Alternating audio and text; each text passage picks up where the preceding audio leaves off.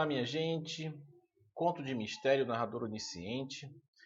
Vamos ver esse tipo de produção textual, ok? Falar um pouco sobre as particularidades, né? O conto de mistério ele tem como particularidade, como característica, diferente dos outros tipos de conto, o trabalho com o sobrenatural, o suspense, né? Imagina você uma história dividida em quebra-cabeças e você vê todas as peças espalhadas ali. Algumas até estão próximas umas das outras, mas boa parte delas está fragmentada, segmentada. O conto de mistério é um pouco parecido, porque você tem um início, né? A introdução te apresenta poucos personagens, ou um personagem, te apresenta o espaço, talvez o tempo, e ali a história vai sendo desenvolvida, é como se você estivesse montando esse quebra-cabeças para tentar entender toda a história, né? E cada vez que você coloca uma peça, você vai desvirtuando, descortinando toda aquela sombra que pairava sobre a história. Tudo bem? À medida que você vai encaixando, você vai percebendo. E todo esse encaixe é como se fosse, né, o crescimento do clímax. O trabalho do clímax no conto de mistério é um pouco diferente dos outros tipos de construção narrativa, tá? Então, é porque ele tem a intenção de desde o início, porque por ser um conto, uma narrativa curta, o clímax, esse envolvimento tem que ser desde cedo para que mantenha o leitor mais preso à história. Tudo bem? Então, e normalmente esse clímax ele já começa cedo, depois da introdução, e vai se estendendo até quase o desfecho, muitas vezes até muito próximo do desfecho, que é o exemplo que eu trouxe aqui para vocês. Tudo bem? Ele é dentro, esse conto de mistério continua sendo conto, continua sendo do gênero narrativo, e nós, de novo, uma repetição de que ele é estruturado com uma introdução, que aí eu apresento os personagens, apresento o espaço, apresento algumas informações que são o meu ponto de partida para todo o desenrolar da história. Tudo bem? Então, eu tenho o desenvolvimento dos fatos que vão completando essas peças, né?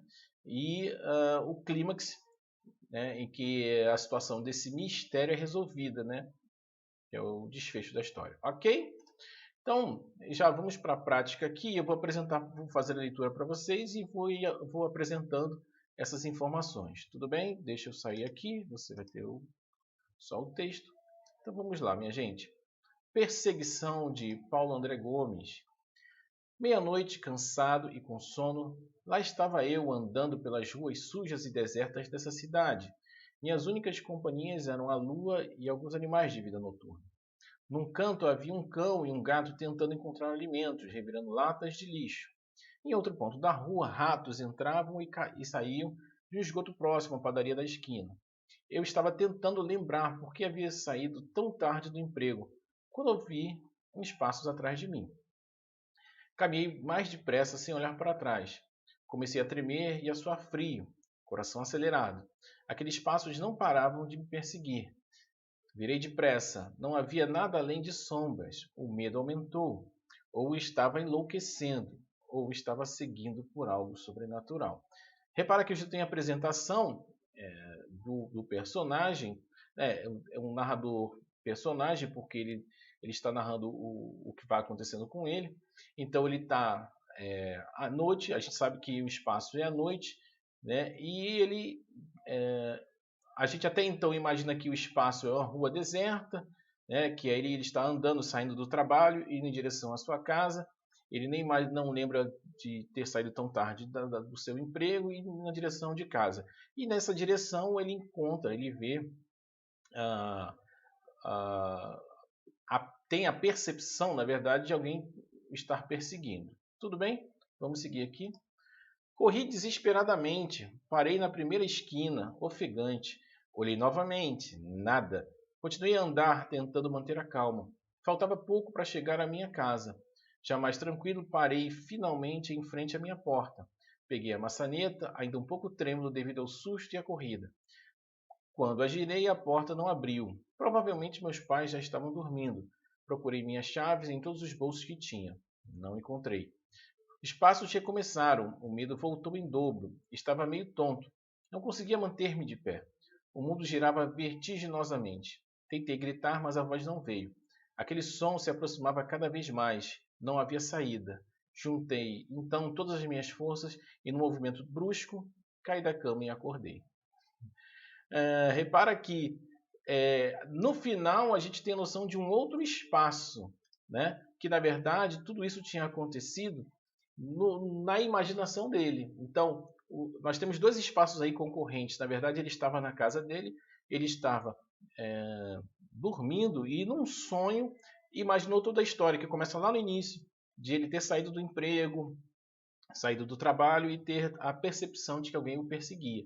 Repara que já no segundo parágrafo até aqui, até quase o final, a construção narrativa vai fazendo com que vá tendo um clímax, e o clímax se aproxima do desfecho, porque ele diz que juntou então todas as forças e no movimento brusco, né, aí eu tenho o desfecho da história. Aqui eu já tenho o clímax, né, que esses passos cada vez mais vão se aproximando do personagem, e aí quando acontece isso é algo inesperado, né?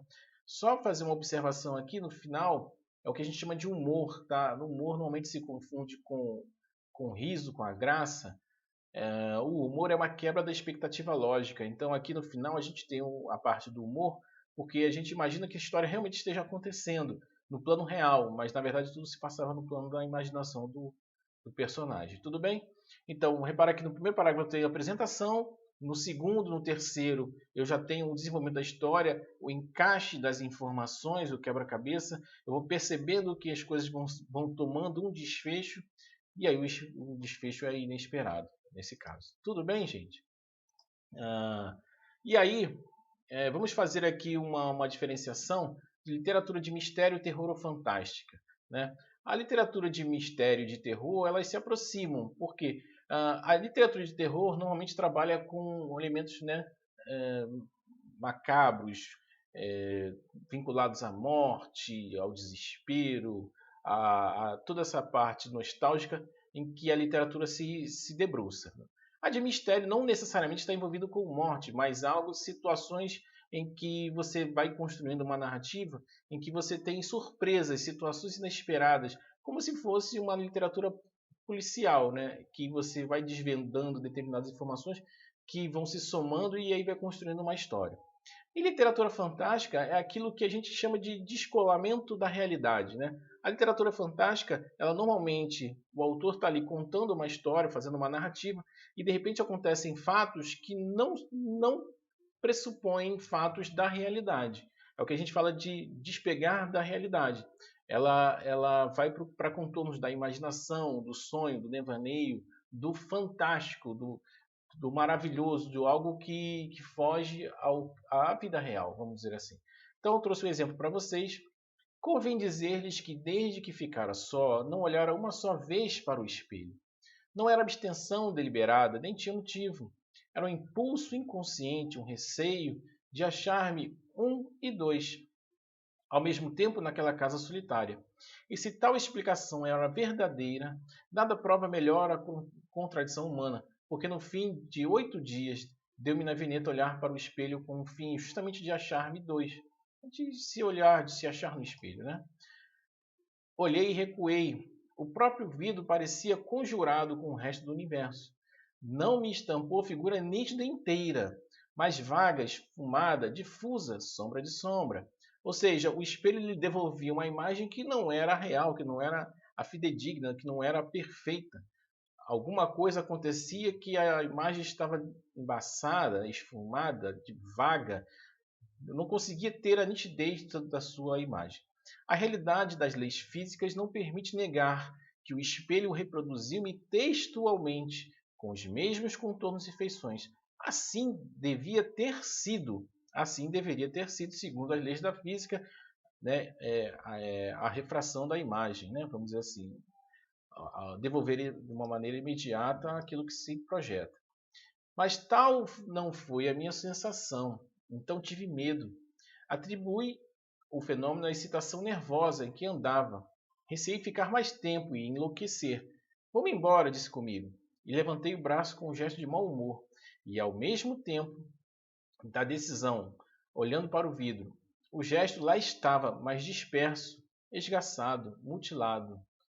Repara, ele fala que essa informação é difusa. Olha para mim, essa informação é difusa, sombra de sombra. O espelho devolve uma imagem que não é a imagem que ele emprega, que ele lhe dá ao espelho. Repara que isso foge, despega da realidade, porque o espelho ele tem que devolver uma imagem perfeita. Ou pelo menos, ainda que de certa forma, vamos dizer assim, modificada, né? Ainda assim eu tenho detalhes, né? E não fumar sombra de sombra. Então aí há um despegamento da realidade, tudo bem? Entrei a vestir-me, murmurando comigo, tossindo sem tosse, sacudindo a roupa com estrépito, afligindo-me a frio com os botões para dizer alguma coisa. De quando em quando olhava furtivamente, como que não queria acreditar, né? Olhava furtivamente para o espelho. A imagem era a mesma difusão de linhas, a mesma decomposição de contornos. Continuei a vestir-me. Decomposição de contornos.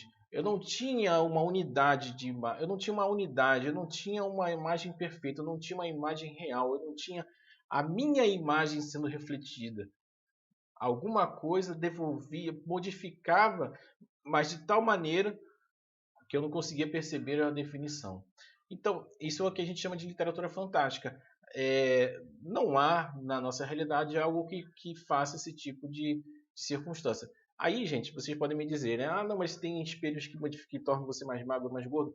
Mas ainda assim, você ainda que te faça esse jogo de espelhos, né? De côncavo, convexo, para dar essa modificação na imagem, ainda assim eu tenho o contorno, consigo ver, ainda que de certa forma modificado, mas você não ver nitidamente o seu rosto, os contornos do seu corpo, uma sombra, algo que estava apagado, isso em tese não deveria acontecer no mundo real. Tudo bem, gente? E aí, vamos falar do tipo de narrador, já que a gente está vendo esses tipos de construção, né? Esses tipos de narrador nós encontramos todos esses tipos de conto, né? Nós temos o narrador personagem, né, que a gente chama de narrador de primeira pessoa. Isso a gente já viu, só estou fazendo uma relembrança para entrar no narrador onisciente. O narrador personagem, narrador que também é um dos personagens, participa da história, fala de si, usando verbos e pronomes na primeira pessoa. É o narrador que também está envolvido na história. Ele interage, ele participa, ele se envolve. Tudo bem?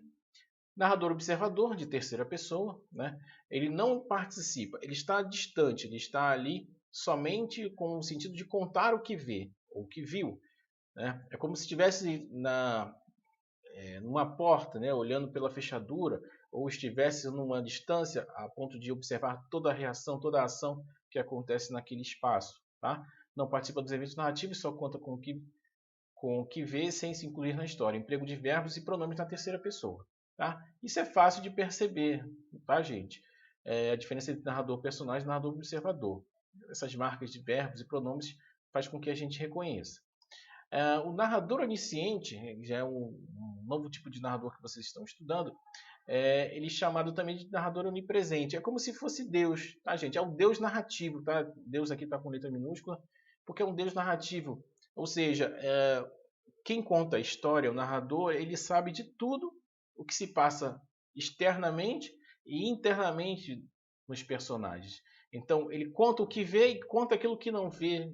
Ele conta aquilo que se passa por dentro dos pensamentos, das emoções, das sensações dos personagens. Tá? É um tipo de narrador que conhece toda a história e os detalhes da trama. Né? Além disso, ele tem conhecimento sobre seus personagens, desde sentimentos, emoções, pensamentos. Nesse tipo de foco narrativo, a história é geralmente narrada em terceira pessoa e, portanto, o narrador não participa das ações. Normalmente, por que nós falamos de narrador onisciente? É que normalmente esse tipo de narrador está presente nos contos de mistério, de terror, porque trabalha com sensações, com pensamentos, sentimentos. E aí, para dar mais riqueza a esse cenário de mistério, de terror e tudo mais, usa-se o narrador de terceira pessoa. Tudo bem? Então vamos reconhecer aqui num trechinho. Através do andar da Bela, ele podia sentir seu perfume, ler seus pensamentos e ouvir sua respiração. O rio parecia calmo, água límpida e extremamente gelada. Era uma mulher incrível. Enquanto limpava os móveis, pensava no menu do almoço, delícias do café da tarde e nascer leve para a noite. Como pode o narrador saber o que pensava a personagem? Como é que ele pode imaginar que ela pensava no Meni? Ele não tem condições de saber isso, a não ser que seja efetivamente um narrador onisciente, saiba de tudo que acontece na narrativa. Tudo bem, minha gente? É isso que eu tinha para apresentar para vocês. Bons estudos, façam exercícios para a gente identificar isso daí. E até a próxima. Um abraço.